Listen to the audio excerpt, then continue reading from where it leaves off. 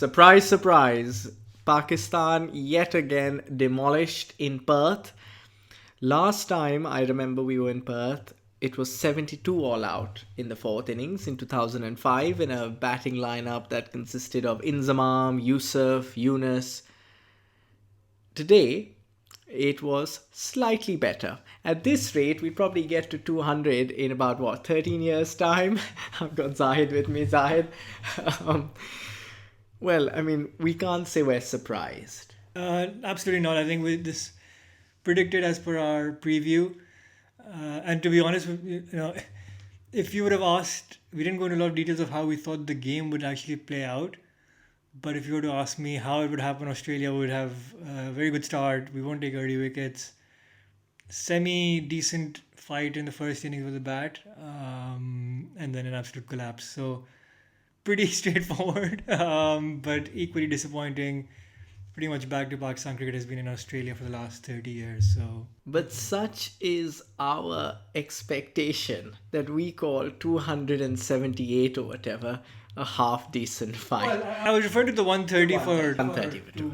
and then you mentioned such as our standards that the captain Shan Masood said that what batting 100 overs was an achievement in itself, ignoring the fact that you got skittled out for 89 in the second innings. But who cares about that, right? It's all about batting 100 overs regardless of what score you've had.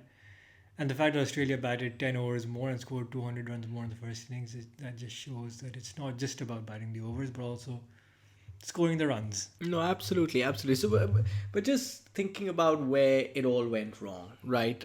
Starting from the beginning. Now, everybody's going to say, oh, we went in with a bowling attack that was toothless and could take 20 wickets. I actually think the bowlers didn't lose you the game, right? It wasn't the bowlers. It was more the batters. In fact, I think you're not going to have much change in the next game when it comes to the bowling attack. You can't drop Amir. He got 6 wickets in the first innings, and Khurram Shahzad looked very impressive in parts. Your weakest bowler was Shaheen Afridi, and you're not going to drop him. So I mean, the only thing is if Abrar is fit, right? And definitely Fahim Ashraf is the one who will have to make way regardless, because I thought he was really, really, really bad. Whether that's replaced with Mohammad Wasim or Hassan Ali or Abrar, who knows? Look, I think you can't drop Shaheen Afridi, who's probably your worst frontline seamer. Shahzad and Amr did a decent job. So yeah, look, I mean, and at the MCG where you probably expect a flatter pitch, maybe conditions might suit these guys a bit more, but that also means that probably batting will be easier for the Australians. So it is the batting at the end of the day that lost you the game. Although 470, 480 is not an ideal score in the first innings, but obviously with drop catches and stuff that probably cost Pakistan 100 or more in the first innings. Yeah, I mean, I think 2 points here, right? One point is what can we expect different? And I think if I were to be a little optimistic, I'd say Pakistan's bowling in the first innings was really inconsistent because they weren't finding the right length, right? They're not used to bowling in Australia and, let alone Perth. So hopeful that they're now getting more used to the truer bounce of the wicket. We talk about batters getting used to it, but bowlers need to get used to it too, right? It's that inconsistency. David Warner said in the press conference after day one where he was like, oh, Pakistan can't be expected to hit the same line and length consistently. They just can't do it. He literally said it. I mean, I'm probably paraphrasing, but, and he's right. I mean, there were pockets that are very good, but that's not going to win you the game. I mean, you can bowl 2 good balls and then cover it up with 5 awful balls, and then all the good work is lost. In fact, I think there were times when David Warner was tested. I think when the right arm bowlers were bowling from over the wicket, suddenly they started bowling from around the wicket, again searching for these magic balls. So I thought, and I think Warner even said that in the press conference. He was like, why,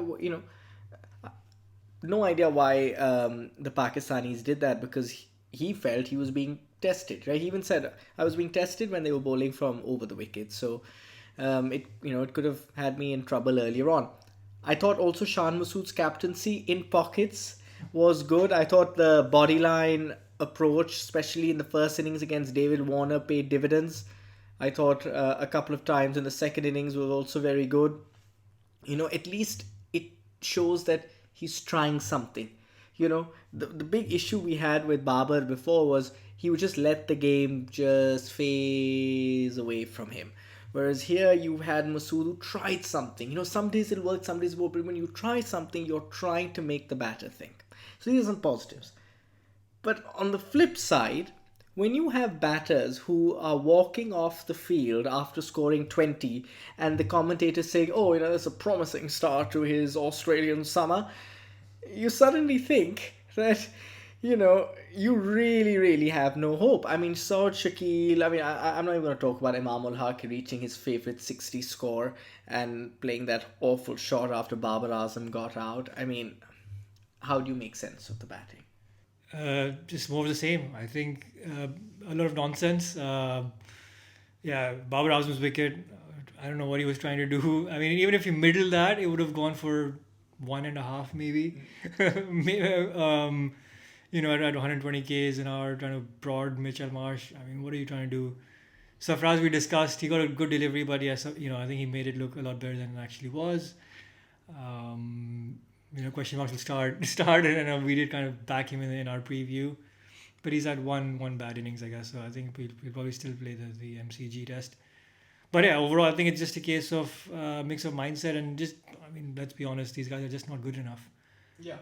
And that's really the big issue. I mean, you can't expect a team like this.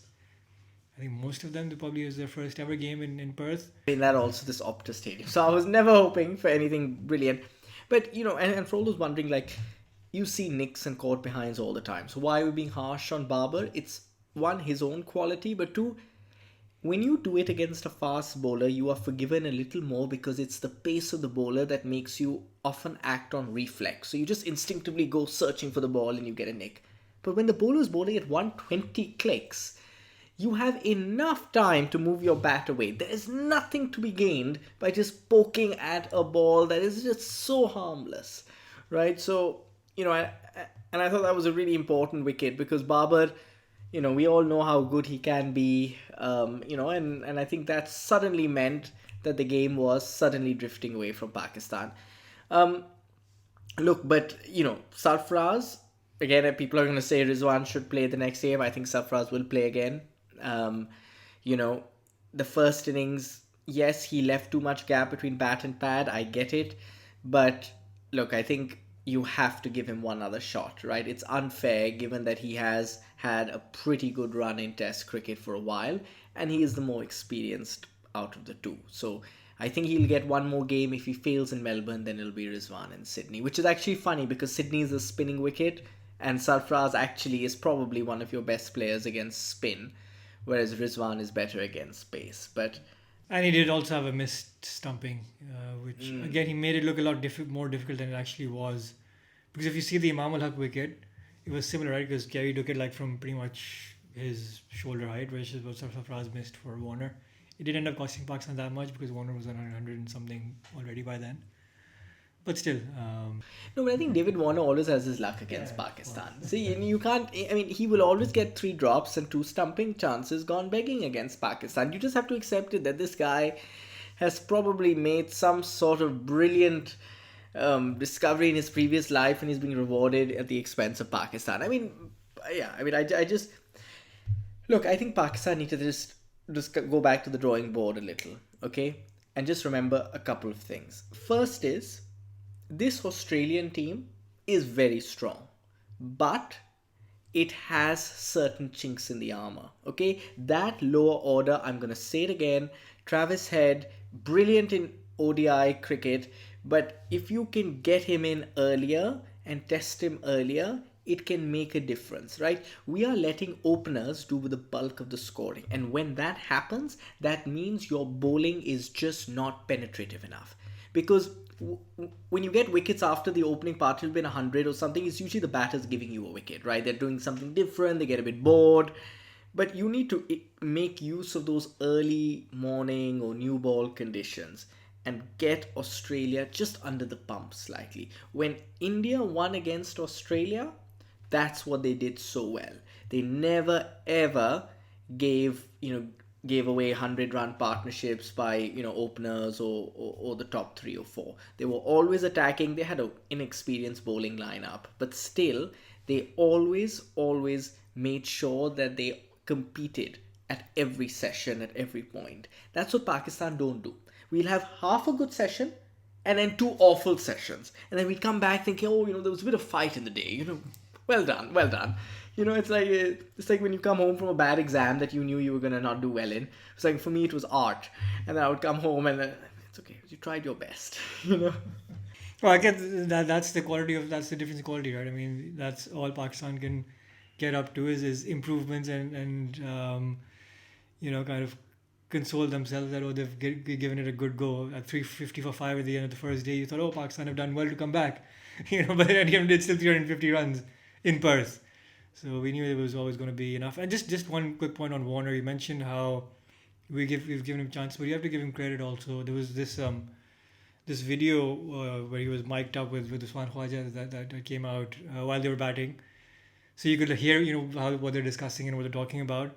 And I think when he was on 99 or the shot before his 100, he said to I think Steve Smith at the time, the next one is going to be a bouncer 100%.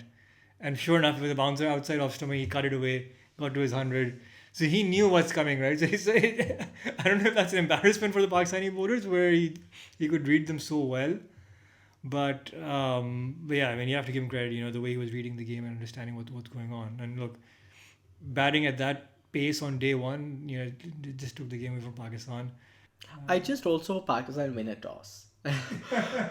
I want to see Pakistan bat first. I just think when you bat first, you have a chance of setting the game and the tone of the game at the start, right? Otherwise, when you're chasing, and you're not chasing, but when you're batting after the other team has scored like 487, you have this big deficit that you start with, which plays on the team batting second's mind, right? Like when you bat first, it's like a clean slate. I think in this test cycle, I think we've chased all 3 times, haven't we? I think in Sri Lanka we chased both. Today, we fielded first in both of them, and today and Perth as well. So I just hope we see something different. Maybe that may. Although recent history will tell you the MCG is actually a good chasing ground now because the fourth inning scores just keep getting higher and higher at the MCG. So I don't think Pakistan will be looking at that stat though. I think they'll be looking at just batting, just batting out the day, simple thing. Look, I mean, if you're Mohammad Hafiz, I think that's the question right now. Hafiz and Shan Masood have this Herculean task of proving that they're different to those before him, right? Which is why I've said this from day one. You can change the coaching staff 10 times over. You will have minimal difference and minimal benefit unless you revamp your domestic and first class structure.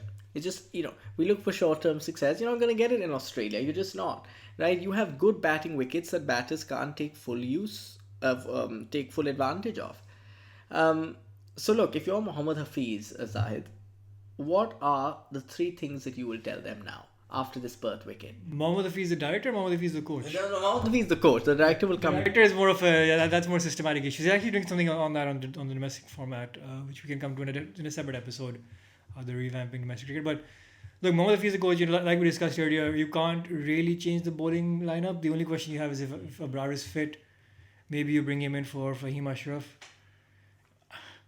Look, if you really want to be bold, you drop Shaheen Afridi and you bring in Mohammad Wasim. They're not going to do that, partly because of the left arm angle of Shaheen as well.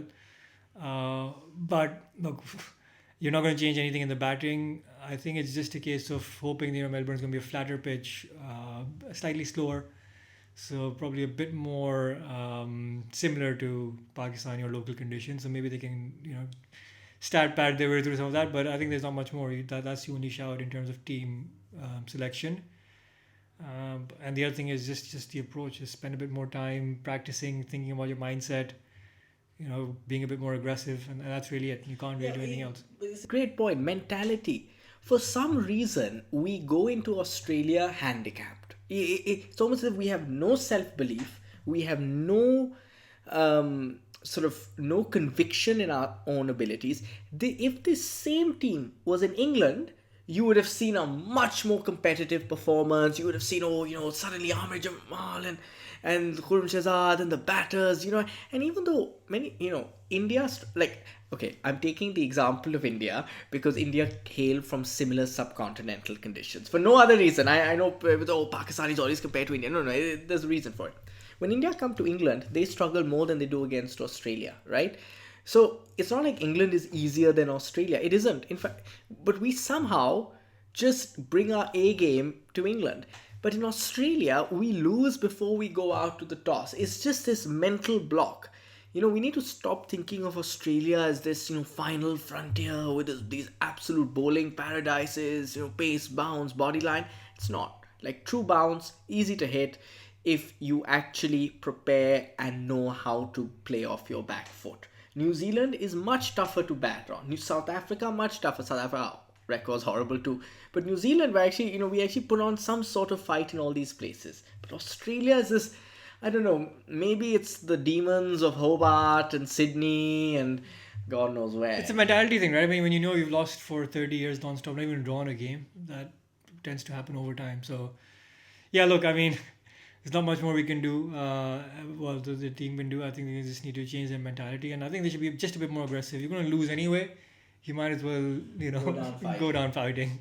Look, there you have it. It was obviously a very disappointing performance, but the sad bit is Pakistanis are probably not that disappointed because they kind of expected this, right? We hope that maybe there'd be a little more fight over a couple more days. Wasn't to be. But Melbourne, better conditions for Pakistan. Equally so, Australia have a very formidable record there. So let's see what's going to happen. Changes for the next game, do you think? Australia? Nothing for Australia. I mean, we'll see fitness. I don't think the bowlers have been really tired, so I don't think there's any fitness issues there. Scott Boland? Stark? I mean, after what Stark's done, I don't think so. Yeah. Unless there's no fatigue issues, unless Pakistan batted to a couple of hundred overs, and then maybe, but I don't think so. Extra days off. So yeah, nothing for Australia unless there's some injuries or anything. And for Pakistan, yeah, that's the only one. Fahim Ashraf probably out for Abrar if he's fit. That's really it. And if not Abrar, then it'll probably be Wasim or Hassan. I'd go Wasim, but... Alright, there you have it. That wraps up our review of the first test match of Pakistan in Australia. We'll head to Melbourne for the next test match. It's the Boxing Day test. Join us for more content and please don't forget to subscribe. Thank you.